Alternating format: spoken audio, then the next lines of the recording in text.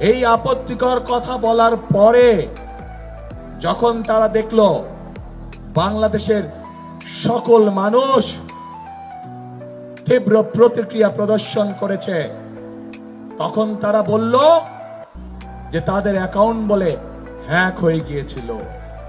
কিন্তু আমরা দেখেছি বিশেষজ্ঞরা বলছে এইটা সম্পূর্ণ মিথ্যে কথা, অ্যাকাউন্ট হ্যাক হতে পারে না। কারণ সেই বক্তব্য দেবার পরেও তারা আরো অনেক বক্তব্য দিয়েছে, অ্যাকাউন্ট হ্যাক হয়নি।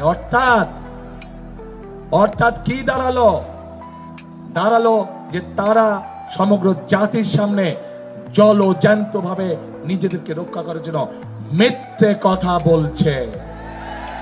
যারা জনগণের সামনে প্রকাশ্যে মিথ্যে কথা বলতে পারে তারা আর যাই হোক। আমরা শব্দ নয় সত্য বলি, আমরা গুজব নয় খবর দেই, সদা জাগ্রত আমাদের চোখ, খবর আগে, সত্য সবার আগে। বাহাদুর লাইভ নিউজ একটি নিরপেক্ষ, নির্দলীয়, আন্তর্জাতিক সোশ্যাল মিডিয়া। সত্য জানুন, সচেতন থাকুন। আল্লাহ হাফেজ।